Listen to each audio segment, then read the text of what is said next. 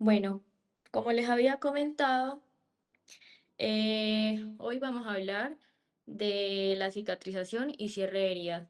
Aprovecho para agradecer a la asesora Juliana López, que fue quien me acompañó durante todo este proceso. Ella es residente de segundo año de cirugía plástica de la universidad. Y bueno, em, este tema puede ser o parecer sencillo dentro de la práctica clínica, pero en realidad es uno de los procesos biológicos más complejos y determinantes en cirugía, urgencias y medicina general. Bueno, aprovecho para mencionarles esto antes de iniciar, que como voy a estar presentando y hablando, puede que no esté atenta a los mensajes o comentarios. Por eso, si alguien tiene alguna duda, pregunta, duda o sugerencia, puede dejarla en el chat y al finalizar la presentación, eh, las responderé. Bueno. En esta presentación revisaremos conceptos básicos, hablaremos de fisiología, los factores que influyen en la evolución, además del cierre de las heridas. También hablaremos un poco sobre lo que es el proceso de cicatrización normal y patológica, además de su manejo. Y finalmente concluiremos con los puntos clave de la charla. Bueno, la cicatrización es un proceso biológico complejo cuyo objetivo es restablecer esa continuidad y la función del tejido lesionado. No se trata únicamente de cerrar una herida, sino de una secuencia coordinada de eventos que deben mantener un equilibrio para poder lograr un resultado adecuado. Algo para tener en cuenta es que el manejo de una herida no depende únicamente de la técnica de cierre, sino también que se debe entender de manera integral que ese proceso es reparativo, además de los factores que pueden modificar esa evolución. Para empezar, quiero que tengan claro que el manejo de heridas no es un concepto moderno. Desde la antigüedad, las civilizaciones intentaron comprender cómo se restauraba la integridad tisular. Tenemos el papiro de Edwin Smith alrededor del año 1600 a.C. Este ya describía de manera sistemática el manejo de heridas traumáticas. Aquí se mostraba un enfoque sorprendentemente clínico y racional para la época. También tenemos el papiro de Evers, que incorporó prácticas empíricas y pues estas estaban dirigidas a favorecer la cicatrización. Muchas de estas fueron basadas en observación clínica. Incluso en textos clásicos como la Ilíada y la Odisea se documentan descripciones del tratamiento de heridas, lo que evidencia que ha habido realmente algo de importancia a nivel histórico frente al trauma y su manejo. Em, la evolución posterior permitió integrar conceptos como antisepsia, control de infecciones y además el concepto de técnica quirúrgica. Y esto permitió sentar las bases del manejo moderno. Este recorrido histórico nos muestra que, aunque hoy entendemos la cicatrización desde la biología molecular, el interés por optimizar el manejo de heridas ha acompañado a la medicina prácticamente desde sus orígenes. Antes de avanzar, eh, es fundamental conocer estos dos conceptos, herida y cicatriz. Una herida es la interrupción de la continuidad tisular producida por un agente físico, químico, mecánico o biológico, y realmente es el evento inicial que desencadena esa respuesta reparativa. La cicatriz, en cambio, es el resultado final de ese proceso de cicatrización y esta corresponde al tejido fibroso que reemplaza el tejido normal tras la reparación. Aquí, este nuevo tejido presenta características estructurales y funcionales distintas al tejido original. Esta distinción es relevante ya que no se trata simplemente de abordar una cicatriz sino de intervenir sobre la herida con el objetivo de modular el resultado cicatricial. En cuanto a la clasificación de las heridas, encontramos en la literatura diferentes clasificaciones, sin embargo, les voy a mencionar estas que son como las más relevantes a nivel clínico. Tenemos, según el mecanismo de la lesión, que en esta se clasifica la herida de acuerdo con el agente causal y el tipo de energía transmitida al tejido. Tenemos la herida tipo cortante, que es una lesión que se produce por un objeto afilado y esta generalmente presenta bordes regulares y bien definidos. Un claro ejemplo viene a ser una incisión realizada con un bisturí. Tenemos la herida de tipo punzante, que es una lesión profunda que es causada por un objeto puntiagudo y este normalmente suele dejar un orificio visible en la piel. Lo podemos este tipo de heridas los podemos ver claramente en lesiones por clavo o una aguja. Tenemos el tipo lacerante, que son lesiones en donde se presenta un desgarro irregular de la piel por tracción o fuerza contundente. Este más que todo se observa en heridas que se generan al golpearse contra superficies duras. No sé, también puede ser, por ejemplo, cuando una persona se golpea contra una lámina metálica. Y tenemos las heridas por fricción, que en esta hay una pérdida superficial de la epidermis debido a ese roce que se da contra una superficie áspera.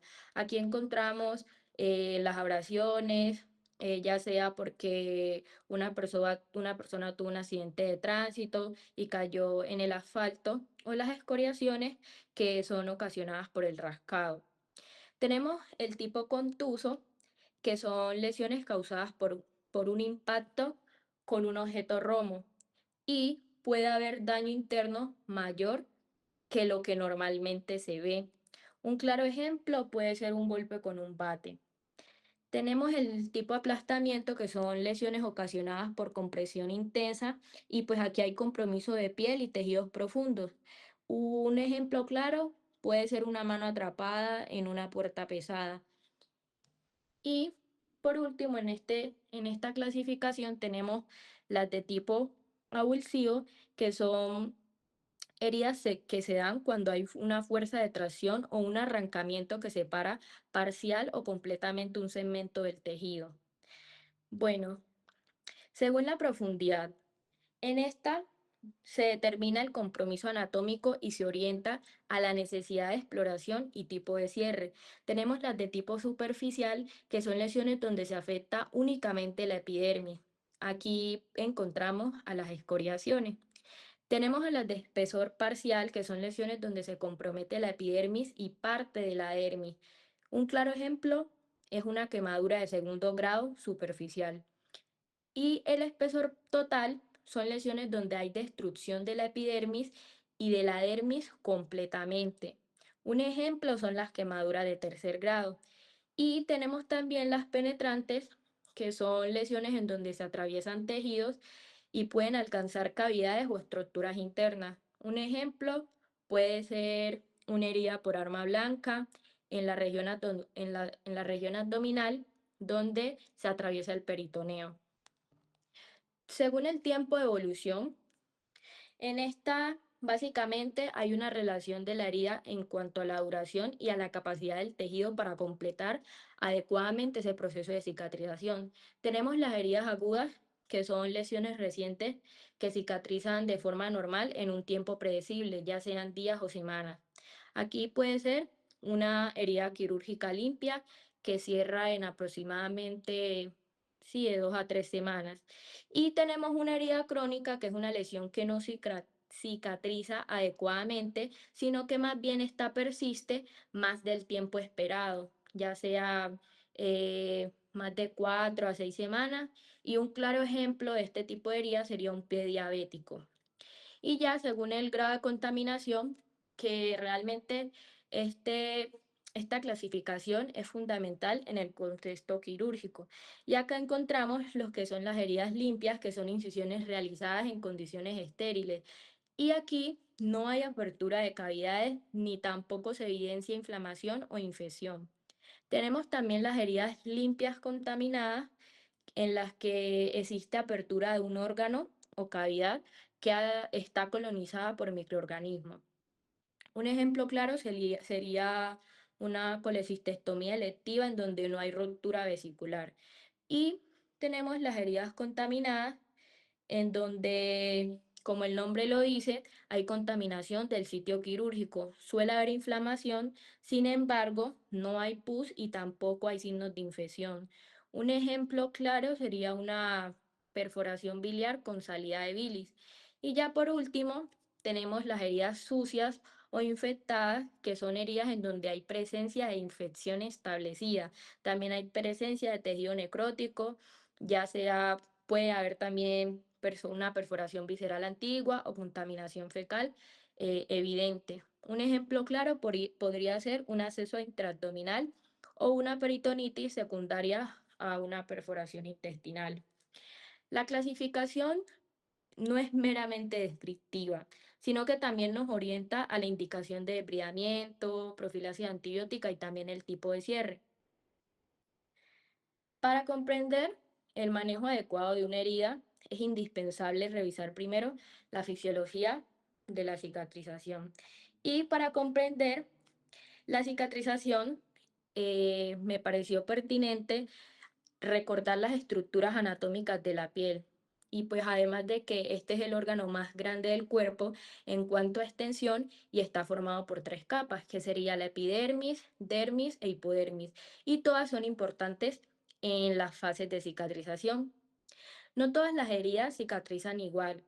Hay algunas que comprometen únicamente la epidermis y estas regeneran normalmente con una cicatriz poco visible, mientras que cuando el daño es más profundo se conduce inevitablemente a una formación de un tejido cicatricial. Em, este proceso ocurre en fases superpuestas que no son independientes, sino que más bien mantienen una comunicación constante y cualquier alteración en, en algún momento de esta secuencia puede llegar a modificar la evolución clínica y el resultado final. Bueno, la fase hemostática se inicia de manera inmediata tras la lesión y el objetivo principal de esta es limitar esa pérdida sanguínea y preservar la estabilidad hemodinámica local. En primer lugar, se da una vasoconstricción refleja que es mediada por mecanismos neurogénicos y también hay liberación de endotelina. Este fenómeno reduce transitoriamente el flujo sanguíneo en el sitio de la lesión. Posterior a esto se produce una activación y agregación plaquetaria. Básicamente las plaquetas se adhieren al colágeno está expuesto mediante el factor de von Willebrand y aquí se liberan mediadores como ADP, trombosanos tipo A2 y factores de crecimiento. Entre ellos tenemos el factor de crecimiento derivado de plaquetas, este se conoce como el PDGF, y el factor de crecimiento transformante beta, que se conoce como el TGF beta. De manera paralela, se activa una cascada de coagulación, lo que conduce a la formación de fibrina y así se estabiliza ese tapón plaquetario y se consolida el coágulo. Y bueno, este coágulo es muy importante porque no solo detiene la hemorragia, sino que actúa como una matriz provisional.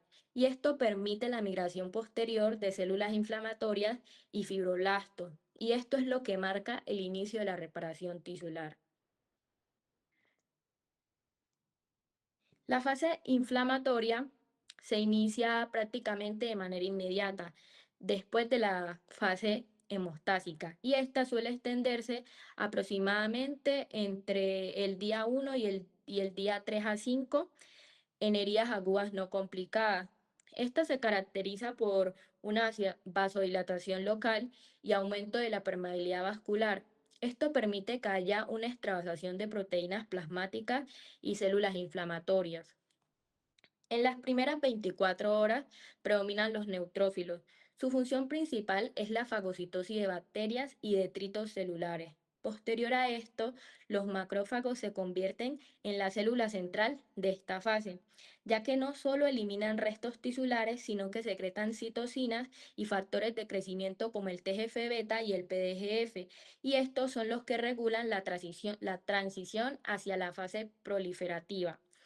Es importante destacar que la inflamación no es solo un proceso defensivo, sino que también es un proceso regulador. Y sin una fase inflamatoria que se dé de manera adecuada, no tendríamos una reparación efectiva. Una inflamación prolongada o desregulada realmente puede favorecer la formación de cicatrices hipertróficas o queloides, lo que evidencia la gran importancia del equilibrio en esta fase.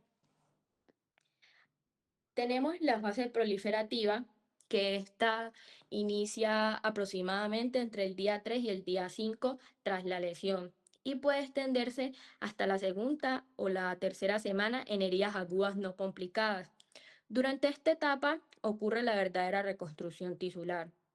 En primer lugar, hay proliferación de fibroblastos y esta es estimulada principalmente por los factores de crecimiento liberados en la fase inflamatoria.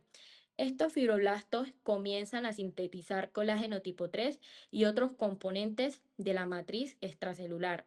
Simultáneamente, se produce la angiogénesis, que es mediada por el factor de crecimiento endotelial vascular y otros factores. Esto nos permite, o mejor dicho, sí, esto permite que haya una formación de nuevos capilares que aportan oxígeno y nutrientes al tejido en reparación. El resultado de estos procesos termina siendo el tejido de granulación y este se caracteriza clínicamente por un aspecto rojizo, húmedo y granular debido a la alta vascularización y el equilibrio entre síntesis y degradación de matriz extracelular en esta fase es muy determinante, ya que una síntesis excesiva puede predisponer a cicatrices hipertróficas, mientras que una síntesis insuficiente puede generar cicatrices atróficas. La epitelización puede considerarse una fase independiente de la cicatrización o parte de la fase proliferativa, ya que ocurre junto con la proliferación fibroblástica, la angiogénesis y la síntesis de matriz extracelular. Para mí, esta diferencia realmente es principalmente didáctica y no biológica. Consideré relevante dedicarle una diapositiva a este proceso, ya que es fundamental dentro de ese proceso de cicatrización y ayuda a comprender mejor la reparación del tejido. En este proceso se restablece la cobertura epidérmica de la herida. Inicia tempranamente, incluso desde las 24 o 48 horas en heridas cerradas por primera intención y ocurre, como anteriormente lo mencioné, de manera paralela a la fase proliferativa. Durante esta etapa, básicamente los queratinocitos migran de los bordes de la herida y desde los anexos cutáneos hacia el centro de la lesión. Y en esta fase, al final lo que termina predominando es la migración celular sobre la matriz provisional de fibrina y colágeno, hasta que por fin se logra la cobertura completa de la superficie. El objetivo final siempre será restablecer la barrera cutánea y esto hace que haya una disminución en el riesgo de infección y la pérdida de fluidos. Un dato importante es que la epitelización es dependiente de un ambiente húmedo adecuado. Por eso, la desecación excesiva puede retrasar la migración de queratinocitos, lo que explica la importancia del manejo apropiado durante las curaciones. Y por último, tenemos la fase de remodelación, que pues esta es la fase final y la más prolongada de todo el proceso de cicatrización. Esta puede extenderse entre las 3 y 4 semanas posteriores a la lesión hasta 12, 18 meses, incluso más en algunos pacientes. En esta etapa ya no se está formando tejido nuevo, sino que ese tejido se está reorganizando y así se reorganiza mientras que las fibras de colágeno se van alineando y estas van siguiendo las líneas de tensión mecánica. Lo ideal es que se reorganicen, se compacten y esto hace que disminuya la celularidad del tejido cicatricial. Durante esta fase proliferativa predomina el colágeno tipo 3, que este pues es más laxo y ya en la remodelación ocurre su reemplazo de manera progresiva hacia colágeno tipo 1, que este resulta siendo más resistente y pues proporciona mayor estabilidad mecánica. El tejido de granulación es altamente vascularizado y en la remodelación ocurre una regresión capilar, lo que explica el cambio clínico de una cicatriz eritematosa a una cicatriz más pálida. Y la resistencia de la herida realmente nunca vuelve al 100% del tejido original. Alcanza aproximadamente entre un 70 y un 80% después de varios meses. Aquí es donde se definen las cicatrices normotróficas, las hipertróficas y los queloides. Y si la síntesis y degradación de colágeno se desequilibran, terminan apareciendo las cicatrices patológicas. Por eso la remodelación no es simplemente como el final de la cicatrización, sino que más bien es ese momento en donde se determina la calidad definitiva de la cicatriz. Teniendo en cuenta que ya se dieron todas las fases de cicatrización, hablemos de lo que es una cicatriz madura. Básicamente, una cicatriz madura corresponde a la fase final de ese proceso de cicatrización. En este punto, el colágeno tipo 3 ha sido reemplazado predominantemente por el colágeno tipo 1, lo que hace que incremente la resistencia tensil del tejido. Histológicamente se encuentra una fibrosis dérmica sin anexos cutáneos. Esto pues quiere decir que hay ausencia de folículos pilosos y glándulas, lo que explica por qué la cicatriz no recupera completamente como las propiedades funcionales de la piel.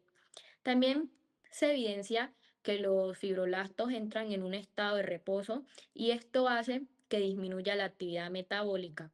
Además, la microvascularización se aproxima a la normalidad, lo que clínicamente se traduce o se ve en una cicatriz menos eritematosa.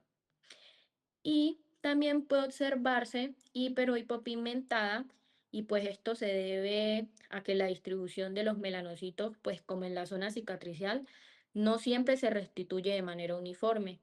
Y finalmente, la cicatriz está en un momento de estabilidad en cuanto a tamaño y el relieve, lo que significa que ya no está en crecimiento activo.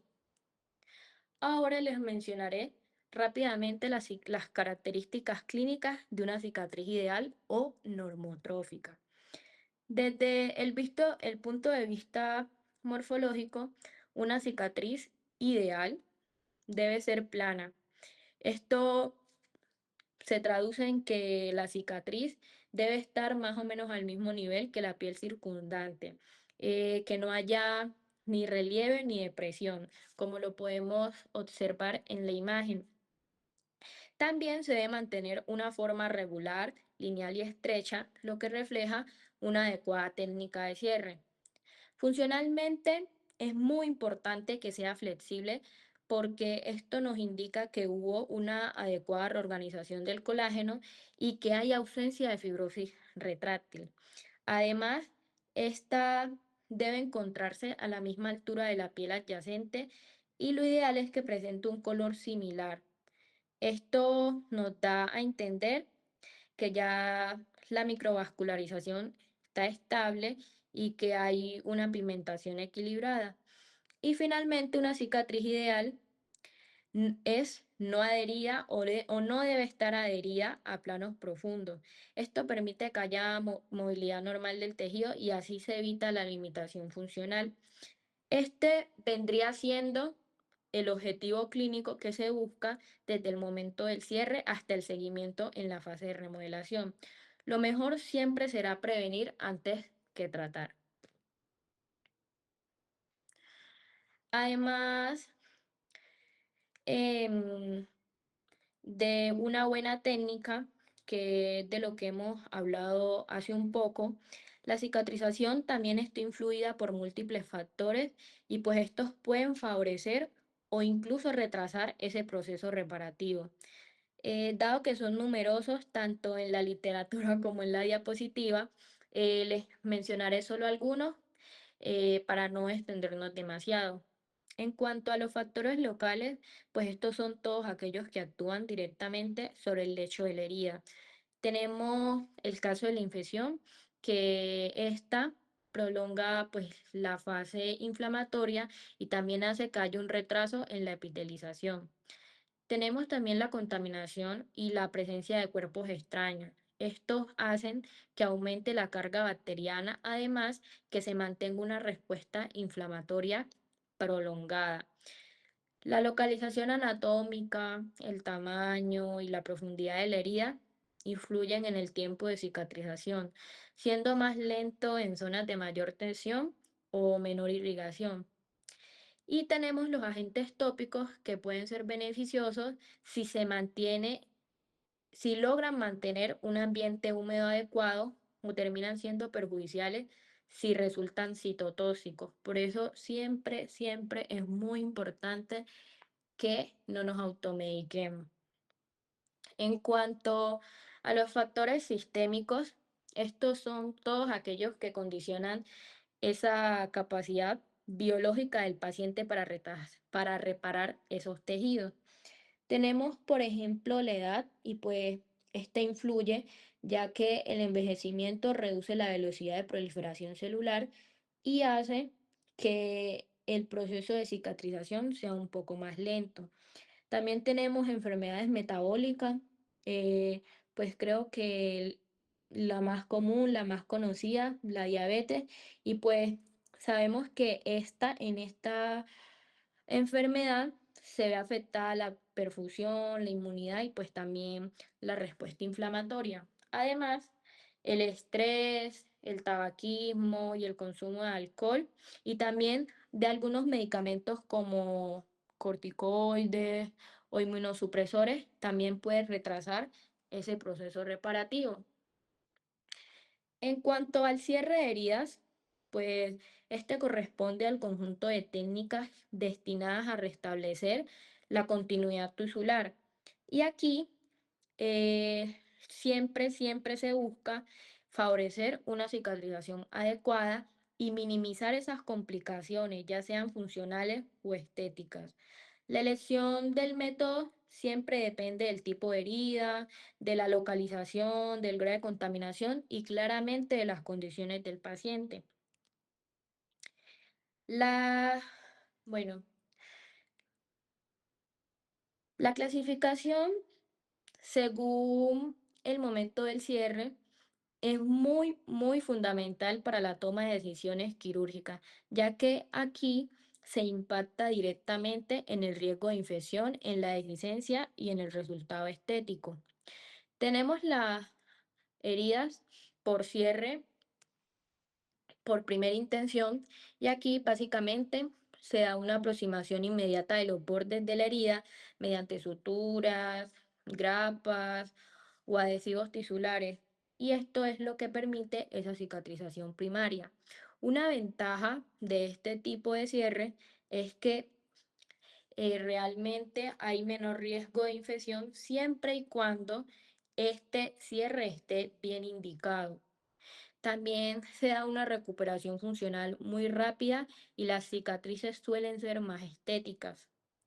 Tenemos el cierre por segunda intención, que en este la herida se deja abierta y cicatriza por la formación de ese tejido de granulación. Aquí se da una contracción y una epitelización progresiva. Esta suele estar indicada en heridas infectadas cuando hay pérdida significativa de sustancia, también cuando hay úlceras crónicas y también en accesos tras drenaje. En cuanto a las desventajas, tenemos que el tiempo de cicatrización es más prolongado y también hay mayor carga en cuanto a los cuidados locales. Y algo que realmente suele ser muy común es que el resultado estético es menos favorable. Y bueno, la mayoría de las bibliografías hablan sobre el tipo primario y secundario. Sin embargo, algunas también mencionan el tipo terciario o cierre diferido. Personalmente, pienso que es importante mencionarlo en este momento porque amplía la comprensión del tema y permite ofrecer una visión más completa de las distintas alternativas existentes, especialmente en esos contextos donde las condiciones clínicas o experimentales no permiten un cierre inmediato. Entonces, tenemos que un cierre por tercera intención, o también conocido como cierre primario diferido, es en el que la herida se deja inicialmente abierta. Normalmente suelen ser entre 3 a 5 días y luego se cierra. Eh, Esta se cierra tras confirmar que hay ausencia de infección. ¿Por qué se hace esto? Esto permite que se pueda realizar un drenaje inicial, también reduce esa carga bacteriana antes de ese cierre definitivo y también disminuye el riesgo de infección profunda. Esto también tiene sus ventajas y pues realmente resulta un mejor balance entre el control infeccioso y el resultado estético. También se ha visto que hay menor tasa de infección comparado con el cierre primario inmediato en heridas contaminadas. Aquí, en... Hola, bueno, agradecería que, bueno, ya apagaron el micrófono. Tenemos que en el cierre de primera intención podemos encontrar lo que son, no sé, puede ser una herida quirúrgica limpia, como una incisión que se realiza durante una cirugía programada, pues que ésta se cierra de manera inmediata con suturas o grapas. En el cierre de segunda intención, pues un claro ejemplo es una úlcera por presión, pues esta se deja abierta para que cicatrice de manera progresiva mediante el tejido de granulación. Y ya en el cierre de tercera intención tenemos una mordida que pues estas normalmente presentan alto riesgo de infección, pues inicialmente se deja la herida abierta para luego realizar limpieza. Y posterior a eso ya se hace control de la infección y se cierra cuando las eh, condiciones ya son seguras. que lo había asesinado, pero comprobaron que su hermano era Ok. como Laura, ¿me podrías colaborar, porfa, silenciando todos los micrófonos? entonces, era eso mismo. Mi hermano era el oso, la culpa de él para verse la mujer. Bueno, en cuanto al cierre de heridas, yo construí este esquema y pues siento que resume un abordaje estructurado, además de que está basado en principios quirúrgicos fundamentales. Y pues entender que el cierre es un proceso que busca restaurar esa integridad anatómica, también se busca prevenir la infección y optimizar el resultado funcional y estético. Tenemos que en la evaluación clínica siempre se debe realizar un análisis sistemático, en donde se analiza el tiempo de evolución, los mecanismos lesionales, la localización y profundidad, y también las estructuras que están comprometidas, además de los factores del paciente, ya sea que el paciente tenga diabetes o tabaquismo o inmunosupresión. En cuanto a la estratificación del riesgo, es aquí donde se clasifica la herida según el grado de contaminación y es lo que anteriormente les mencioné, que tenemos heridas limpias, limpias contaminadas, contaminadas, sucias, infectadas. Se realiza irrigación a presión con solución salina y pues lo ideal es disminuir la carga bacteriana y eliminar los detritos. Oh, no. En cuanto al desbridamiento, lo ideal es que se elimine todo el tejido desvitalizado o necrótico. Y pues este es uno de los de los pasos más importantes para prevenir la infección en heridas traumáticas. Tenemos que en cuanto a la asepsia y antisepsia, se ha demostrado que la preparación cutánea eh, genera una menor tasa de infección. Y en cuanto a los principios técnicos del cierre, es importante que haya una alineación anatómica precisa, que haya una ligera versión de bordes, que se eliminen los espacios muertos y pues que si es necesario el cierre por plano, pues que se haga de manera adecuada.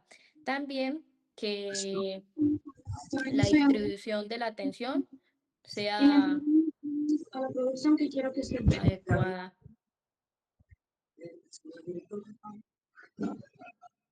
vea esto. Encontré estas Ok, pruebas. Este que hago de depresión va a salir un cada fin de semana. momento. Eso no se hace. Si tú estás en depresión, se lo hace cada fin de semana así. Este es puerta. Y estos son con fechas después de la muerte. Entonces, para mí esto es como un insulto de que él esté celebrando realmente. No, pero yo digo, a veces está personal, no pasa, no se prepara cada fin de semana. Que está en una Ok, fase de terapia en el cual recomendar que tiene que ser algo de en una depresión. mosaico, listo. No sé. Bueno, creo que En una situación como figuró esa porque no encuentro la manera de silenciar. de una sobredosis de químicos, no creo que tú tienes sentido. Vamos a hacer un poco de la vuelta de la demandada. Ok, muchas gracias. Bueno, en cuanto a los tipos de cierre, pues son un cierre de primera intención, segunda intención y tercera intención. Y pues es importante que haya una elección del material y de la técnica de cierre adecuado. Y pues esto va a depender completamente del tipo de tejido, de dónde está localizada la lesión y del contexto del paciente. Bueno, en este momento estamos aproximadamente en la mitad de la charla.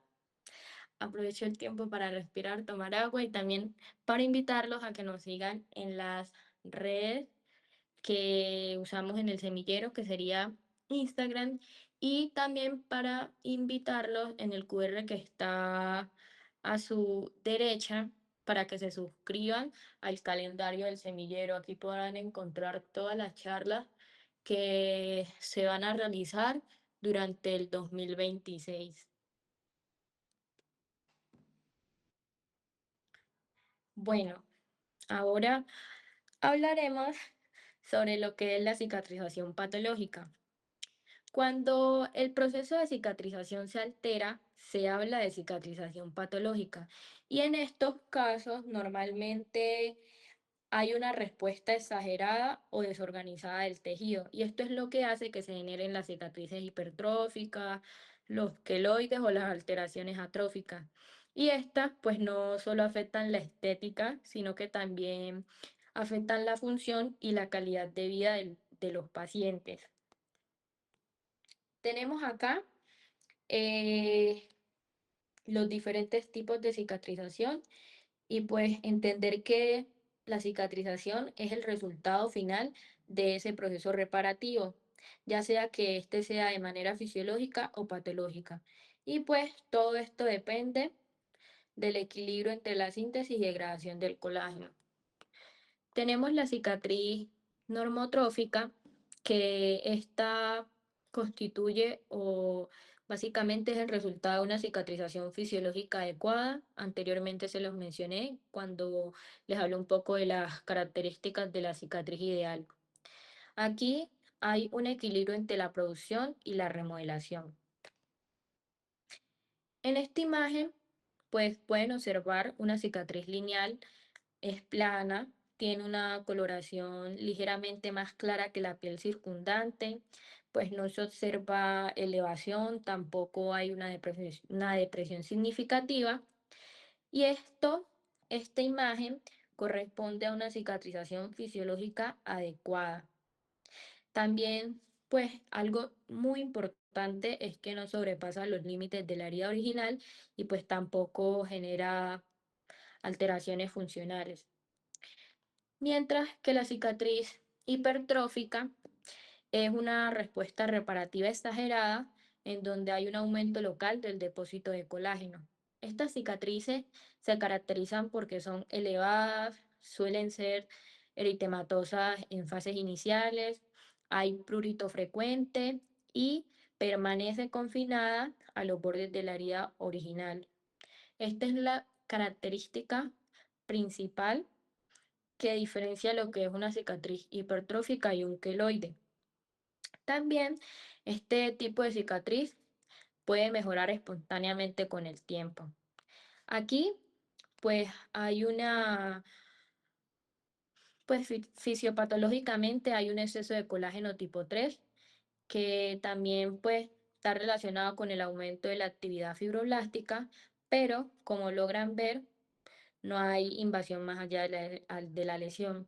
Podemos apreciar una cicatriz elevada, eritematosa, está engrosada. Pueden observar, tiene bordes bien delimitados y estas están confinados al trayecto original de la incisión. Tenemos el tipo queloide, que es una cicatrización patológica con proliferación fibroblástica persistente. Esta se caracteriza porque sobrepasa los límites de la herida original, hay un crecimiento progresivo, realmente la tasa de recurrencia es bastante alta y es más frecuente en los fototipos altos y presenta como una localización típica que está en tórax, hombros y lóbulos auriculares. En la imagen podemos observar que hay una lesión sobrelevada, se ve que es firme, tiene un aspecto brillante y pues se nota que sobrepasa claramente los límites de de la herida original.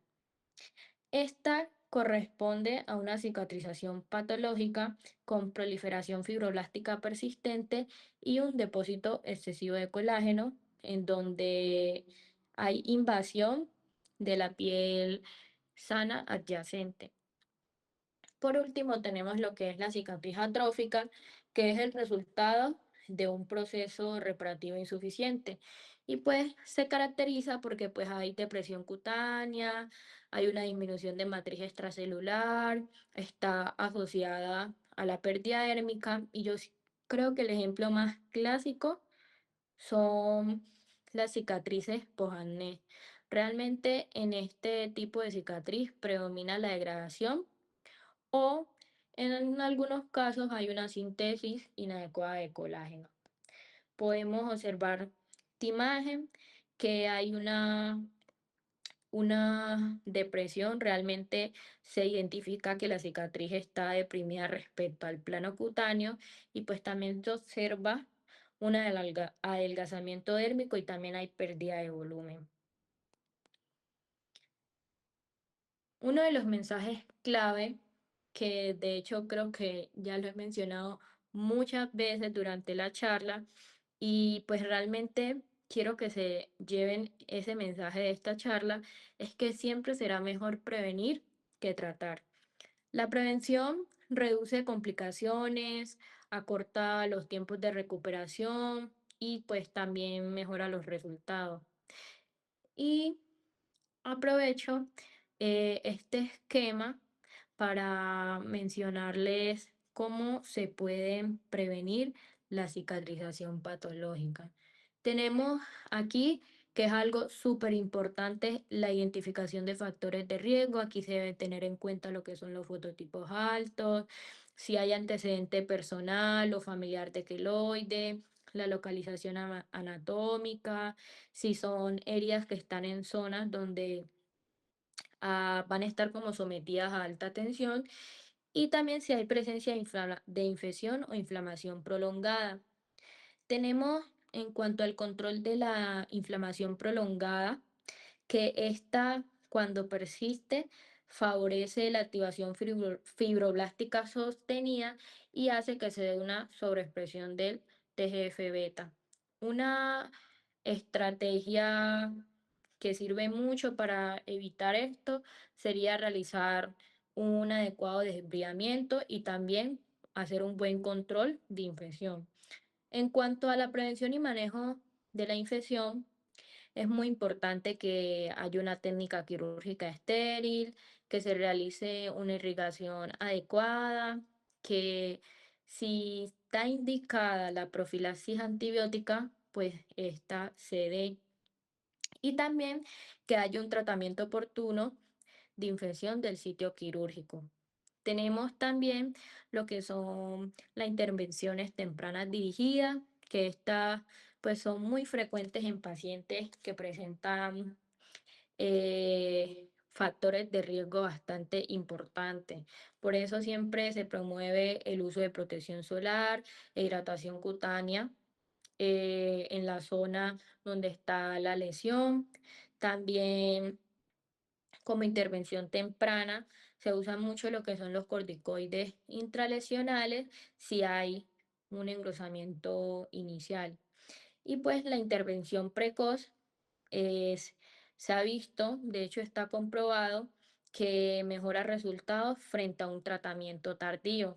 Tenemos lo que es el seguimiento clínico sistemático, en donde lo ideal es realizar pues una evaluación periódica durante los primeros 6 a 12 meses, que más o menos son como, se encuentra como en una fase en que la cicatriz aún es modulable. Y en cuanto a la continuidad del cuidado, como sabemos, el proceso de remodelación puede durar hasta un año o más. Es muy importante que no se dé como una suspensión temprana del tratamiento, ya que esto favorece recaídas. En cuanto a la educación y adherencia del paciente, todos sabemos que son esenciales porque pues la remodelación cicatricial es un, hola, es un proceso prolongado y pues el cumplimiento de medidas preventivas como el uso de paredes de parches siliconados, protección solar, control de tensión, se ha visto que reducen bastante el riesgo de cicatrices patológicas y pues también hace que el paciente se apropie del tema y esto permite que se pueda dar una intervención temprana ante signos de alarma. En cuanto al manejo de la tensión cutánea, pues es importante pues tener en cuenta que la tensión mecánica es uno de los principales estímulos para una fibrosis excesiva y pues esto se puede tener en cuenta cuando eh, se hace un cierre por planos, si se hacen cierres, cuando se hacen los cierres, evitar que estos sean bajo tensión. Y bueno, aquí les estoy presentando una imagen y pues estas son las líneas de tensión cutánea que pues les he mencionado bastante. También son conocidas como las líneas de Langer y estas representan la orientación predominante de las fibras de colágeno en la dermis. Cuando una incisión se realiza de manera paralela a estas líneas, se ha visto que la tensión sobre la herida es menor y pues esto favorece con un mejor cierre y una cicatriz más fina. En cambio, cuando la incisión es perpendicular, hay un aumento de la tensión, el riesgo de ensanchamiento cicatricial y los malos resultados estéticos son más frecuentes. Ahora les voy a hablar eh, un poco de lo que es la cicatrización defectuosa. Y quiero que sepan, que les quede claro que este concepto hace referencia principalmente a una alteración anatómica de ese resultado cicatricial. A diferencia de las cicatrices patológicas que anteriormente se las mencioné, las cicatrices defectuosas no se caracterizan por una actividad biológica persistente, sino más bien por un defecto estructural fijo. Y pues generalmente están más relacionadas con factores, eh, sí, factores que están relacionados con una mala técnica o con un manejo inadecuado de la herida, de pronto mala alineación, tensión excesiva o complicación postoperatoria. Realmente lo importante es que en la mayoría de los casos eh, pueden ser susceptibles de corrección o mejoría mediante tratamientos dirigidos, tanto quirúrgicos como no quirúrgicos. Sin embargo, siempre va a ser mejor prevenir antes que tratar. En cuanto a la técnica inadecuada, pues tenemos, aquí podemos observar lo que es una cicatriz desplazada y pues básicamente esta se debe a un defecto de aproximación de los bordes y pues esta puede ser longitudinal o en grosor, que en grosor pues básicamente los bordes cicatrizan como en distinto plano y hacen que se forme como una especie de escalón o discontinuidad. Tenemos lo que es la cicatriz adherente, que esta pues suele ser como una cicatriz deprimida, pero con adherencias que son, pues estas adherencias están. Ay, ¿cómo? Sí, sí, son cicatrices deprimidas que presentan adherencias al plano subyacente, ya sea fascia, músculo o hueso. Y pues estas pueden notarse muy fácilmente solo con el movimiento. Y pues también se da porque puede presentarse una fibrosis profunda postraumática o quirúrgica. Tenemos lo que es la cicatriz en escalera de mano, que yo creo que todos en algún momento hemos visto este tipo de cicatriz. Y pues esta es el resultado de una sutura quirúrgica defectuosa. Está asociado a puntos demasiado apretados o en su defecto muy flojos, que haya una permanencia excesiva del material, que se haya escogido una sutura inadecuada y pues esta genera marcas transversales visibles. Tenemos lo que es la cicatriz deprimida y pues esta presenta surcos de profundidad variable y esto se debe a que hubo una mala sutura de planos profundos, hubo inversión de bordes o pues fue una cicatrización secundaria. También tenemos lo que son las cicatrices tatuadas, pues que estas se dan debido a una pigmentación exógena secundaria a cuerpos extraños retenidos durante el trauma, ya sea tierra, alquitrán o limadura. Yo creo que un ejemplo muy frecuente se observa en la población pediátrica cuando se produce como, sí, una punción con la punta de un lápiz. Si bien pues la herida pues puede cicatrizar, el depósito de partículas de grafito en la dermis puede terminar generando una pigmentación permanente. También eh, se observa en lesiones causadas por pólvora en eventos explosivos.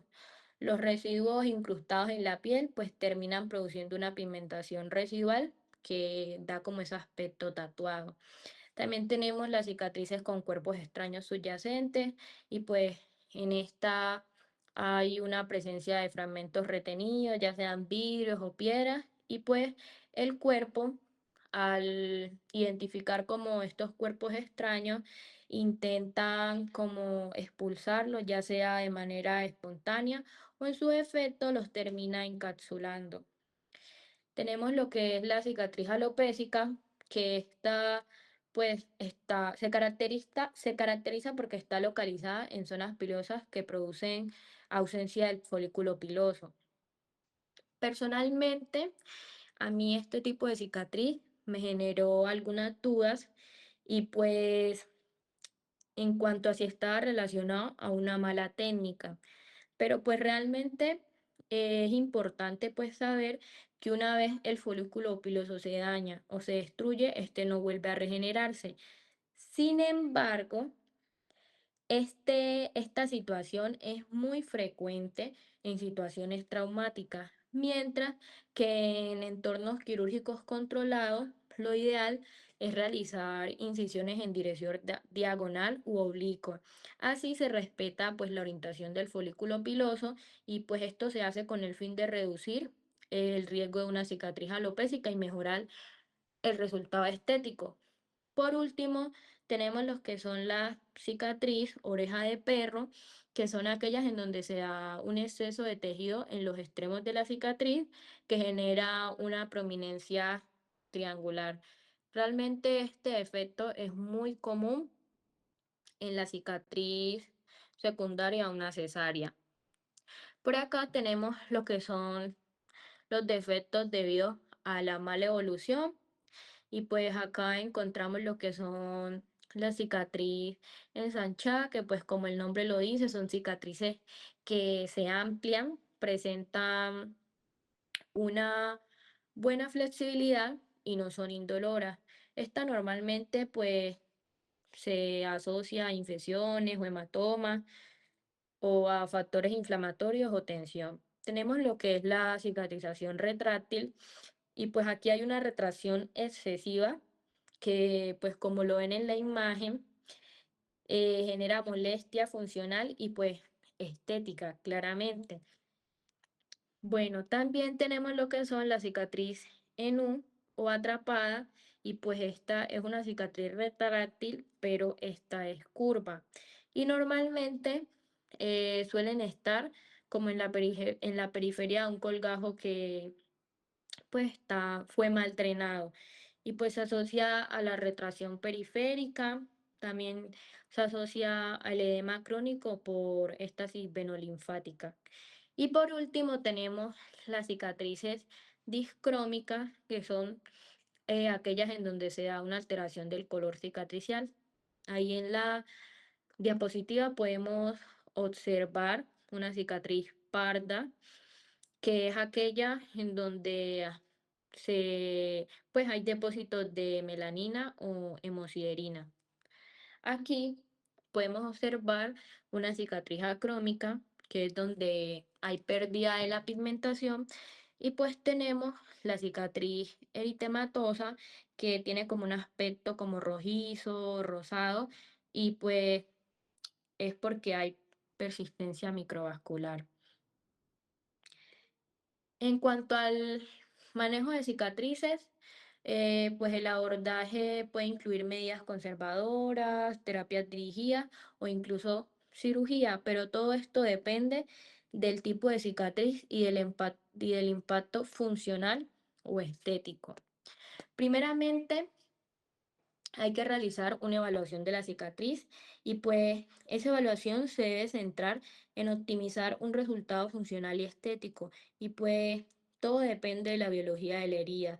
También pues como lo mencionamos, aquí se involucra lo que es la técnica de cierre y los factores individuales del paciente. Tenemos en cuanto al tiempo de evolución y pues la fase de maduración que las cicatrices que tienen menos de 3 meses pues suelen estar entre una fase inflamatoria o proliferativa tardía y las que son de más de 3 meses pues suelen estar en una fase activa de remodelación. Este dato es importante porque pues permite que el personal de salud pueda orientarse frente a las decisiones terapéuticas, ya que las cicatrices inmaduras son más susceptibles de intervención. Tenemos lo que es la localización anatómica y las líneas de tensión cutánea, que pues aquí se evalúa la relación que ahí con las líneas de Langer, las zonas de alta tensión y pues las áreas funcionales que principalmente pues son las articulaciones. Y la tensión mecánica influye directamente en el riesgo de hipertrofia cicatricial. También tenemos las características clínicas que se deben valorar de forma sistemática. Tenemos el color, ya sea un color eritematoso, que nos dé a entender que es una cicatriz inmadura, que esté la cicatriz hipopigmentada o hiperpigmentada. En cuanto al grosor, que sea plano o que esté elevado, deprimido, si presenta relieve, si es regular o nodular. Y si la elasticidad es flexible o rígida o está adherida. Para esto tenemos escalas que han sido validadas para estandarizar como todo ese proceso evaluativo. En un momento les hablaré rápidamente de ellas y en cuanto a los síntomas asociados, estos orientan la actividad biológica de la cicatriz y la necesidad de intervención precoz. Aquí podemos observar lo que es la escala japonesa y pues básicamente esta pues está diseñada específicamente para la evaluación de cicatrices hipertróficas y queloides. Es una herramienta, sí, de valoración integral, porque pues no solo analiza características clínicas como el tamaño, el eritema, la elevación, sino que pues que también influye en factores, incluye, como pueden observar ahí, factores de riesgo y síntomas subjetivos como el dolor o el prurito. Tenemos la escala de la Universidad Stony Brook y pues esta es una herramienta validada y reconocida por la FDA para la evaluación clínica de las cicatrices. Y como observan, pues se basa en parámetros objetivos, pues ahí tenemos lo que es el ancho, la altura, el color, marcas de sutura y apariencia global. Y esto permite que haya o que sea una aplicación rápida y pues que también sea reproducible en la práctica clínica. Sin embargo, una de sus limitaciones es que pues no incluye la percepción subjetiva del paciente, ya que esta pues se centra únicamente en los criterios clínicos mencionados. Y pues tenemos la escala de Vancouver, que está realmente es uno de los métodos más utilizados pues, a nivel internacional en cuanto al tema de evaluación de cicatrices. Aquí vemos que valoran, pues, se valora cuatro parámetros, que son pues, la pigmentación, la vascularidad, la flexibilidad y la altura. Y esto permite que haya una apreciación estructurada del aspecto cicatricial. Y pues que al igual que otras escalas clínicas, solo se basa en la observación del profesional y pues no incorpora la apreciación subjetiva del paciente. En cuanto al manejo de cicatrices, pues tenemos que para minimizar como la aparición de cicatrices patológicas, la prevención desde el cierre de la herida es fundamental. Y bueno, aquí vamos a hablar un poco sobre algunas terapias. Sin embargo, es importante considerar que cada terapia puede ser útil en casos específicos. Sin embargo, pues son muy pocas las que cuya eficacia cuenta con un respaldo sólido en la evidencia científica. Actualmente, y según las características de cada paso, una de las opciones con mejores resultados, pues se ha visto que ha sido la terapia combinada con corticoides intralesionales y la revisión quirúrgica de la cicatriz. No obstante, la elección del tratamiento siempre se debe individualizar, ya que cada cicatriz presenta particularidades y pues las intervenciones disponibles poseen distintos niveles de evidencia, por lo que la indicación se debe basar en criterios clínicos y científicos. Tenemos los que son el gel o las láminas de silicona y pues estas, aparecí. Estas generan un ambiente oclusivo que aumenta la hidratación del estrato córneo. Aquí se da una modulación de la actividad de los fibroblastos y se da una reducción en la síntesis excesiva de colágeno. Esto permite que se trate y se prevengan pues las cicatrices hipertróficas y queloides. En cuanto a la hidratación cutánea, pues podemos observar y pues como se los mencioné, que pues esto, aparte de que genera una especie de protección, también mantiene como la función de la barrera epidérmica y pues esto permite que haya mejor elasticidad del tejido y pues también ayuda en cuanto a que la remodelación esté más organizada en cuanto a la fase de maduración. Tenemos lo que es la masoterapia, que básicamente el estímulo mecánico que se hace, pues permite mejorar la movilidad tisular y pues esto eh, se hace y permite que haya una mejor reorganización como de las fibras de colágeno y puede disminuir la fibrosis y la rigidez cicatricial. Tenemos la presoterapia, pues que se ha visto que el uso de terapias compresivas también ayuda mucho en cuanto a la reparación tisular y pues últimamente se ha usado bastante. Tenemos también lo que es la protección solar y pues esta pues creo que es la más conocida. Esto nos ayuda a prevenir la hiperpigmentación y pues también evita como que se dé esa activación melanocítica de manera exacerbada, pues como en las cicatrices inmaduras. En cuanto al manejo farmacológico, tenemos los corticoides intralesionales, que es el manejo o la terapia que hasta el momento, acompañada de la revisión quirúrgica, presenta más evidencia científica. Y pues básicamente esto lo que hacen es que inhiben la proliferación fibroblástica y pues se da como una reducción de la síntesis de ese colágeno tipo 3 y disminuyen también esos mediadores inflamatorios.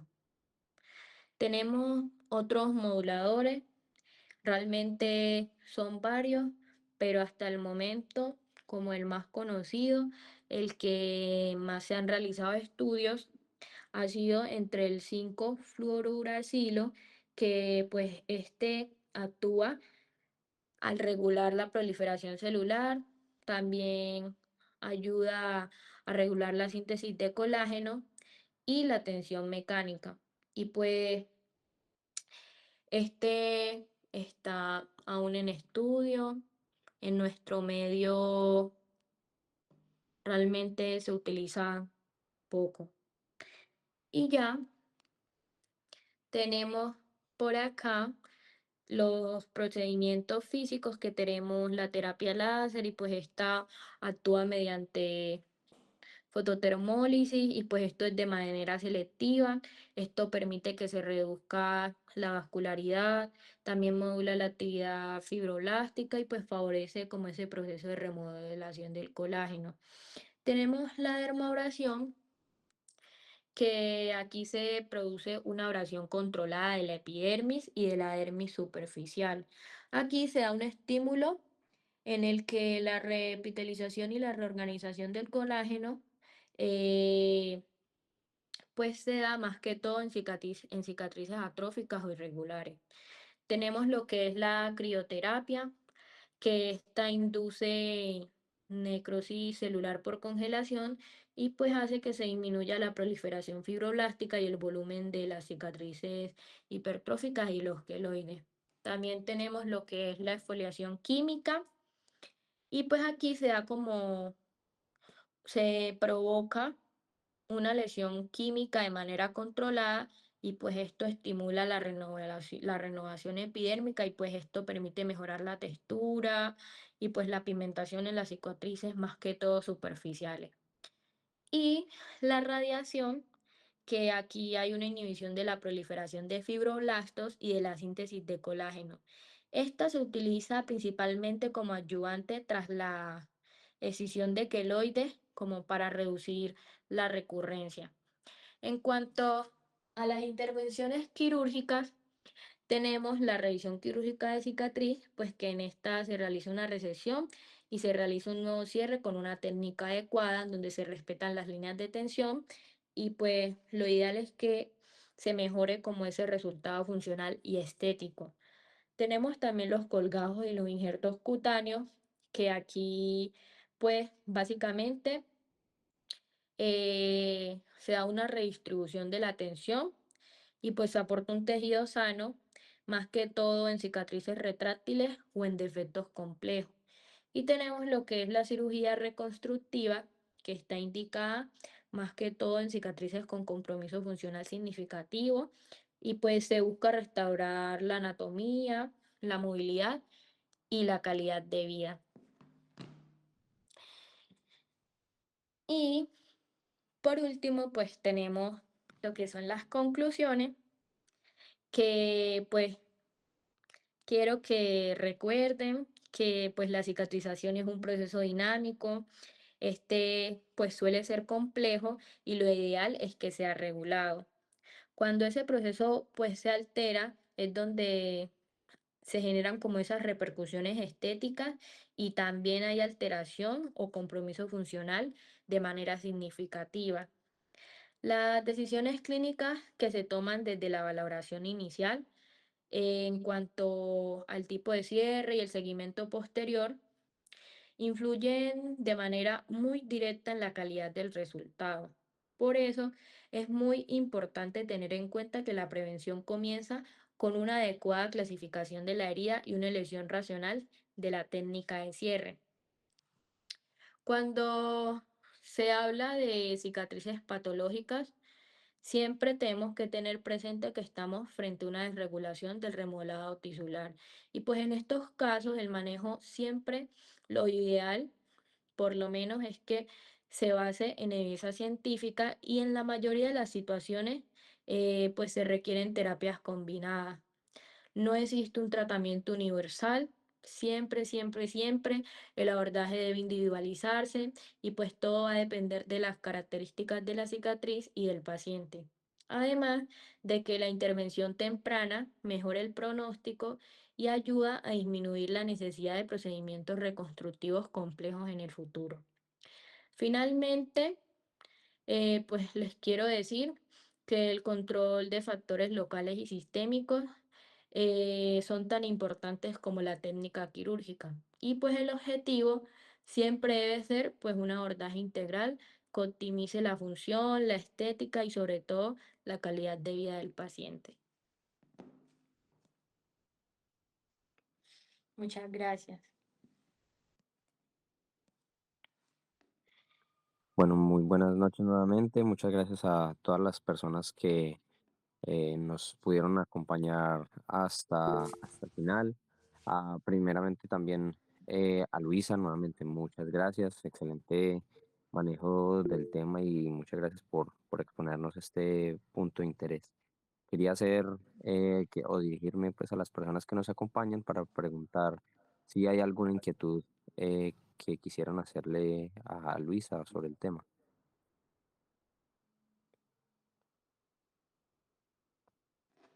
Ok, muy bien, muchas gracias a todos nuevamente por su participación. Em, Quisiera recordarles para que estén pendientes a la próxima semana que vamos a tener club de revista con el doctor Isaac Arango referente a este mismo tema de cicatrización. Nuevamente, muchas gracias a Luisa por su exposición y a todas aquellas personas que nos pudieron acompañar. Si no han diligenciado el link, em, que hay para la asistencia, los voy a direccionar nuevamente a ese link. Muchas gracias nuevamente a Tranquilo. todos. Aquí nuevamente les dejo eh,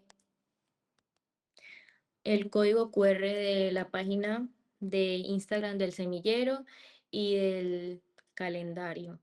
Muchas gracias por la asistencia, por estar aquí Y pues no me queda más que invitarlos a que hagan parte y a que estén muy pendientes, que nos sigan en las redes sociales y que le den muchos likes, muchas compartidas, que vean todo el contenido que subimos a nuestras redes sociales. Muchísimas gracias.